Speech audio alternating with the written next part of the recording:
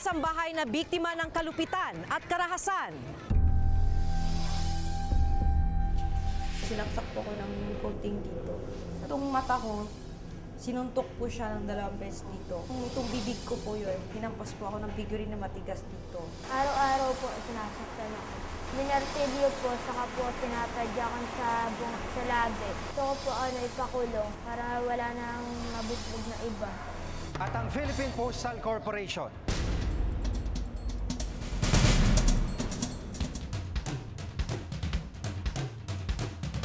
Maraming leaks na itong sa mga bubong.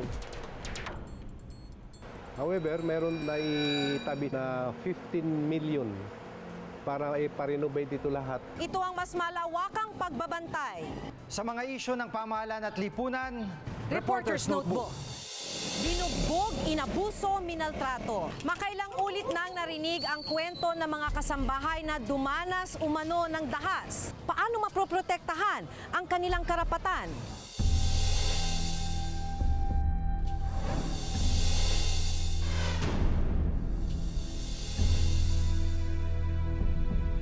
Sunog ang mukha.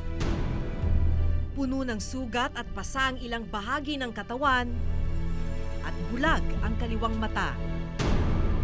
Ganito ang kalunos-lunos na kalagayan ng 21 taong gulang na si Bonita Baran, Tubong Baras, Catanduanes, nang una siyang isugod sa ospital noong nakaraang Hunyo.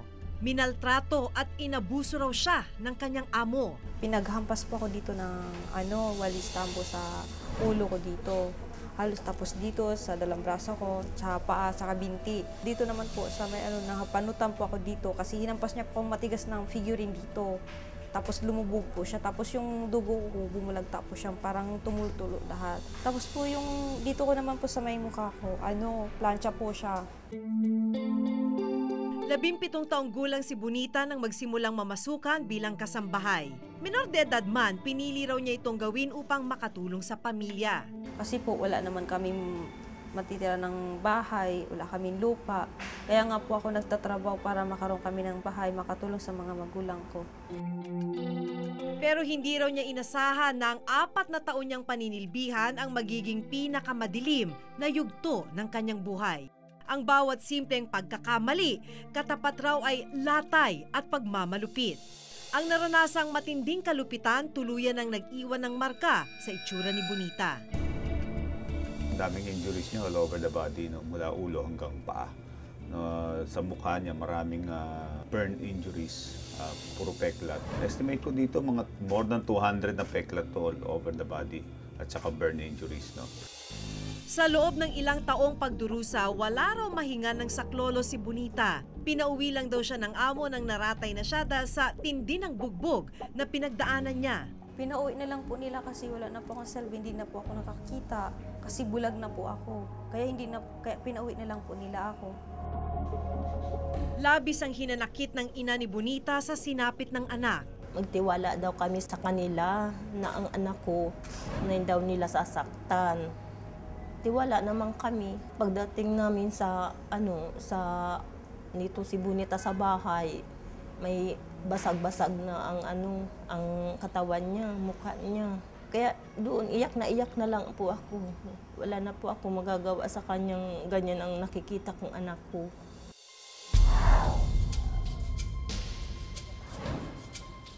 Tinungo namin ang bahay ng amo ni Bonita na sina Annalisa at Reynold Marzan sa Quezon City. Pero bigo kaming mahingan sila ng pahayag. 3 buwan na raw abandonado ang bahay.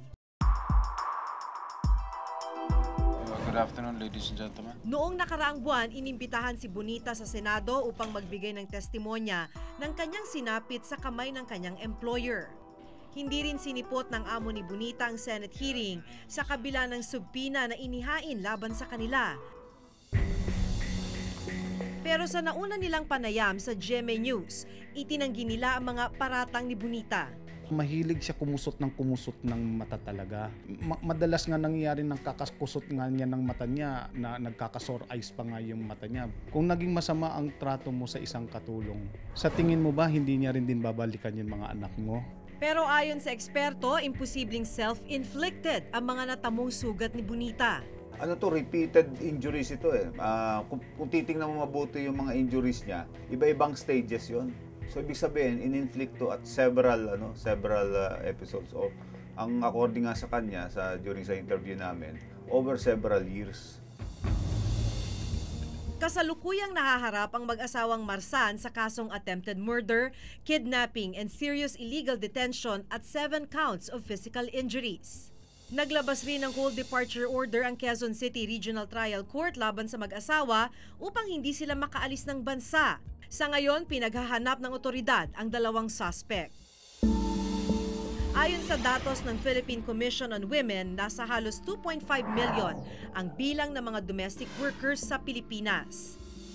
Wala mang eksaktong bilang, nakababahala raw ang mga malalang kaso ng pang-aabuso sa kasambahay gaya ng sinapit ni Bonita. Hindi naaabot ng gobyerno ang proteksyon na kailangan ng ating sektor ng mga kasambahay. Dahil walang batas na talagang nagre-respond sa kanilang tumpak na pangangailangan. Kaya nagpapatuloy raw ang mga kaso ng mga kasambahay na nakararanas ng dahas. Araw-araw po sinasaktan ako. Minartilyo po, saka po tinatadyakan sa labi. Gusto ko po ipakulong para wala nang mabugbog na iba.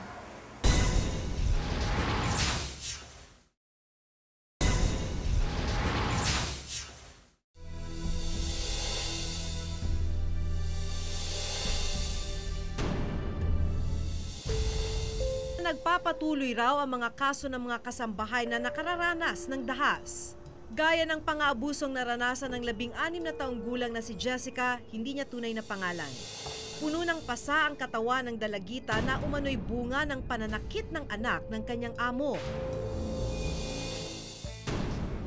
Taga Bulacan ang pamilya ni Jessica at sa edad na 11, pumasok na siya bilang kasambahay. Simula po 11 years old. Hindi na pa ako lumaki. Araw-araw po sinasaktan ako. Minartilyo po, saka po tinatadyakan sa labi. Saka po tinatadyakan yung lalamunan ko. Bukod dito, hindi rin daw tama ang sahod na natatanggap ni Jessica. Sa isang buwan kasi, 1,000 piso lang ang natatanggap niyang sahod. Kulang ito sa 2,000 pisong sweldong ipinangako sa kanya. Wala rin daw siyang natanggap na kahit anong benepisyo habang nagtatrabaho. Nang hindi na matagalan ang pananakit, naglakas loob tumakas si Jessica mula sa poder ng kanyang amo noong nakaraang Hulyo. Tumakas po ako ng madaling araw. Tumakbo po ako sa kapitbahay namin. Saka po pinadala ako sa presinto. Dahil menor de edad, kasalukuyang kinukupkop ng Department of Social Welfare and Development o DSWD ang dalagita. Gusto ko po ipakulong para wala nang mabugbog na iba. Kung tutuusin, mahigit 15 taon na ang nakararaan ng unang ipanukala sa Kongreso ang Magna Carta for Kasambahay o Kasambahay Bill na magbibigay proteksyon at tamang sahod sana sa mga kasambahay. Sa katunayan, ilang beses na rin naiulat ito ng aming programa. Pinapalinis po ako sa bahay nila na gamit yung kaya nasunog po yung balat ng kamay ko. Sa kasalukuyan, ang 1974 Labor Code pa rin ang sinusunod na batas. Marami sa provision raw nito hindi na bagay sa panahon ngayon, gaya ng nakasaad na 800 pesos lamang na buwanang sweldo ng mga kasambahay. So napakababa yung sahod ng ating mga kasambahay. Kailangan din ito dahil sa batas kasambahay ay pinalawak yung proteksyon at ang pagkilala sa mga karapatan ng ating mga kasambahay. At ang pagkawala ng batas para na nakatutok lamang sa ating mga kasambahay ay talagang nagpapalala ng kanilang kalagayan. Sa bagong kasambahay bill, ipinapanukhalang maging 3,000 pesos na ang minimum wage o sweldo ng mga kasambahay sa National Capital Region. Hindi naman dapat bababa sa 2,000 pesos ang sweldo ng mga kasambahay sa ibang lugar sa bansa. Nakasaad din sa panukala na dapat mabigyan ng sapat na benepisyo ang mga kasambahay. Matutugunan din daw ng panukalang batas ang kaso ng pisikal na pananakit laban sa mga kasambahay. Meron bagong provision dun sa Kasambahay Bill. Right to form association for their mutual benefits and protection, elimination of all forms of forced or compulsory labor, elimination of all kinds of human trafficking, tsaka elimination of discrimination in respect of employment and occupation. Diyan babagsak yung pagmamaltrato. Maganda raw ang hangarin ng batas, kaya nakapanghihinayang raw na tila hindi pa ito prioridad ng mga mambabatas. Dahil sa kakulangan ng batas na ito, marami sa ating mga kasambahay ay talagang naaabuso. Mahirap na kumuha ng hustisya yung ating mga kasambahay dahil yung existing na batas ay hindi ito nagkakaroon ng pabor na proteksyon para sa kanila. Halos 2 dekada nang nakikibaka ang mga kasambahay upang kilalanin din ng batas ang kanilang karapatan. Pero tila hindi pa rin ito natutugunan. Huwag na sanang hintaying magkaroon pa ng panibagong kaso ng pang-aabuso bago tuluyang masolusyonan ang problema. Ako si Maki Pulido at ito ang nakatala sa aking Reporter's Notebook.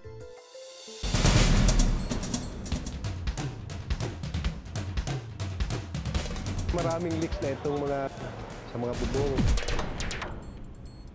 However, meron na itabi na 15 million para i-renovate ito lahat. Itong building lang CIMIC, ano?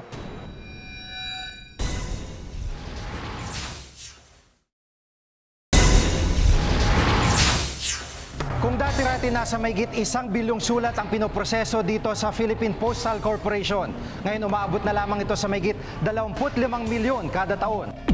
Sa mga nagdaang taon, patuloy ang pagkalugi ng ahensya. May pag-asa pa kayang maisalba ang Philippine Postal Corporation?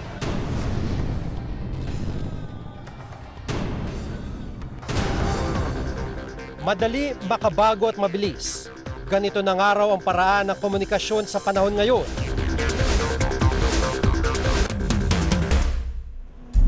Pero mga pagbabagong ito, tila nakaka-apekto rin sa isang ahensya ng pamahalaan. Ang Philippine Postal Corporation o PhilPost. Dati-rati, umaabot daw sa 1 bilyong sulat ang natatanggap at pinoproseso ng PhilPost sa loob ng 1 taon. Pero sa pinakahuling datos ng ahensya, humigit kumulang 25 milyong sulat na lamang ang kanilang natatanggap kada taon. Ang pagbabang ito ang isa raw sa dahilan kung bakit nalugi ang ahensya sa nakalipas na mga taon. Ayon sa report ng Commission on Audit, mahigit 378 million pesos ang lugi ng PhilPost noong 2009, bagyang bumaba ang lugi nito noong 2010 na umabot naman sa mahigit 266 million pesos. At dahil sa pagkalugi, tila hindi na raw natutugunan ang iba't ibang kakulangan at kasalatan sa makabagong teknolohiya, kagamitan at pasilidad sa loob ng ahensya. Ito ang Central Mail Exchange Center o CMEC ng PhilPost sa Pasay City. Itong pangunahing tanggapan ng PhilPost. Dito dumadating ang mga sulat at padala mula o kaya naman ay patungo sa ibang bansa. Nang aming bisitahin ng CMEC, kapansin-pansin ang kalumaan at kawalan ng gamit ng mga tauhan nito. Halimbawa, salat sa sorting machine ng CMEC, kaya isa-isa at manual nilang pinaghihiwa-hiwalay ang mga padala. Meron dito nagpa-final sort sa mga small packets, saka dito naman sa mga sulat, kasama na yung room na yon. After that, ibabag na nila yan, ready for dispatch.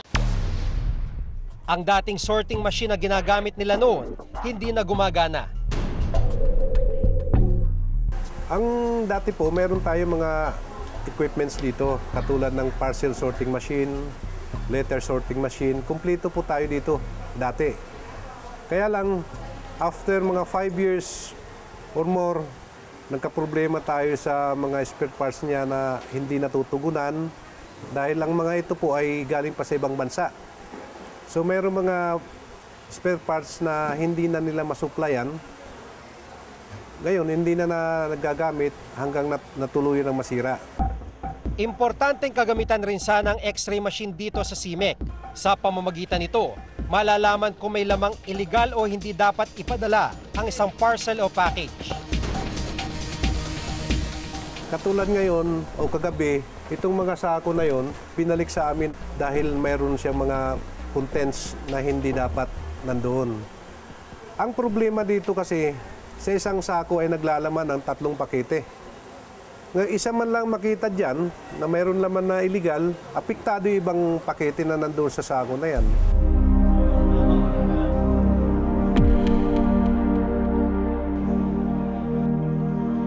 Bukod sa mga importanteng gamit, nangangailangan din ng agarang pagsasaayos ang buong gusali.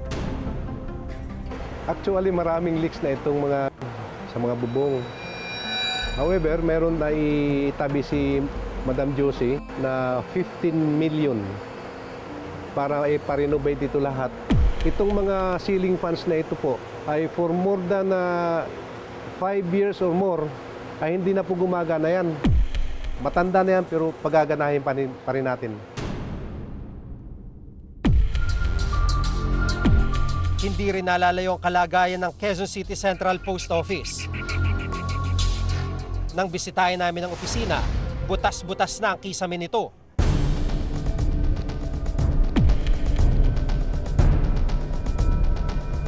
Sa ikalawang palapag, nadatnan pa namin ang mga lalagyang ito na tagasalo ng tumutulong tubig mula sa kisame.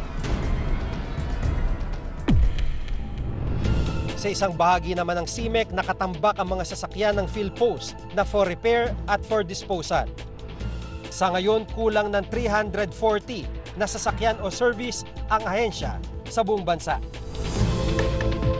Meron kaming nakaprogram na pagbili pang muli ng a total of 128 vehicles na gagamitin nga namin sa aming express mail service at sa aming mga mail delivery. Dahil ang isa naming problema, kaya hindi na naman kami nakaka-deliver on time, palaging sira ang mga sasakyan.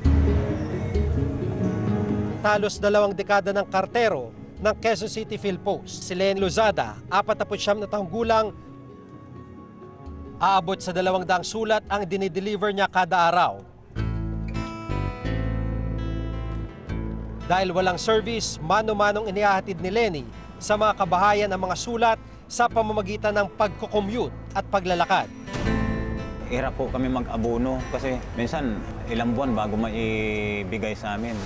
Galing po sa bulsa namin yon, yung pamasahe namin o pangkain namin na pupunta po doon sa pamasahe papunta ng area namin. Opo, magandang hapon, sulat po. 12,000 monthly salary ni Lenny, pero aabot lang daw sa 2,000 ang naiuwi niya kada buwan. Bukod sa basic salary niya, meron siyang 1,080 pesos kada buwan o 54 pesos kada araw na travel allowance. Pero kulang na kulang din daw ito. Paano niyo po pinagkakasya po yung kita niyo po? Talagang sir, talagang higpit na higpit sinturon talaga. Dahil minsan itlog sa umaga, itlog ulit sa gabi para makatipid lang po, makasurvive kasi malayo po yung pamilya ko. Minsan umiiyak na yung anak ko kahapon dahil pinapauwi ako. Wala akong magawa dahil sa trabaho ko. Isa lang si Lenny sa mahigit 11,000 empleyado ng PhilPost sa mahigit 1,800 post office sa buong bansa. Pero pasweldo ang isa rin daw sa dahilan kung bakit nalulugi ang PhilPost. Dahil nga ang laki-laki ng aming personnel servicing, 80% ng pera ng korporasyong ito ay nauubos sa sweldo ng tao. Kaya ang nangyayari, walang perang magamit para makapagtrabaho ang tao. Like may kartero ka, hindi makatanggap ng kanyang gasoline allowance, how do you now expect na magtrabaho? Dahil nga nauubos lahat sa sweldo. Dahil dito, kinailangan nilang magtanggal ng 300 empleyado. Walang basihang legal, walang proseso na isinasaad ng batas na malawakang pagtatanggal ng may kabuuan ng 300 empleyado na mga 2 hanggang 5 taon hanggang 20 taon na nasa serbisyo. Bagamat mga kaswal na empleyado sila, pero matapat silang nagsipaglingkuran. Nang dumating si Josie de la Cruz ay kagyat pinagtatanggal sila. Embark na rin ng cleansing para matanggal natin unti-unti yung mga nagiging problema. Mag-identify kayo ng 10% ng inyong mga empleyado na kung titignan ninyo sa inyong sarili, hindi na natin dapat i-renew. That was that. It is all part and parcel of us, again, improving our efficiency among our people. Dahil sa mga problemang kinakarap ng PhilPost, hindi nakapagtatakang lumutang ang panukalang tuluyang isa-pribado ang post office. 2006 nang maaprubahan ang panukalang modernization project ng PhilPost. Isang Japanese company, ang ROA Systems, ang magpapatupad nito sa ilalim ng Build, Operate, Transfer Scheme. Halos 4 na bilyong piso ang pondo ng proyekto na gagamiting pambili ng makabagong gamit at computers. Pero hindi ito natupad nang magkaroon ng problema sa kontrata. Masyado raw kasing malaki ang pondong kailangan para sa naturang proyekto at hindi ito kayang sagutin ng Japanese company. Ayon naman sa isang eksperto, hindi lang pagsasapribado ang sagot para maisalbang PhilPost. Instead of privatizing, you can build, strengthen, sustain capacities at 3 different levels, no? Policy level, amendment in the law, increasing the authorized capital stock, no? So that there would be more stockholders, in effect, contributing, no, to funds to the corporation. At the institutional level, I mentioned organizational development, no? Reforms in approaches to the human resource function. I set a team, meron akong inorganize na team which is headed by the Assistant Postmaster General for Finance. Mag-concentrate sila doing nothing but reconcile. Meanwhile, kami, with the 2 APMGs for operations and admin, and the help of the Mega Manila Director, we are focusing our attention to moving on and getting this corporation back on its feet. Hindi may tatangging malaki ang bentahe ng modernong paraan ng komunikasyon sa panahong ito. Pero sa Pilipinas, kung saan malaking bahagi pa rin ng ating mga kababayan ang umaasa sa serbisyo ng PhilPost, malagang mabigyang pansin ang modernisasyon nito upang may pagpatuloy ang pagbibigay serbisyo nito sa publiko. Ako si Jigo Manicad at itong nakatala sa aking Reporter's Notebook.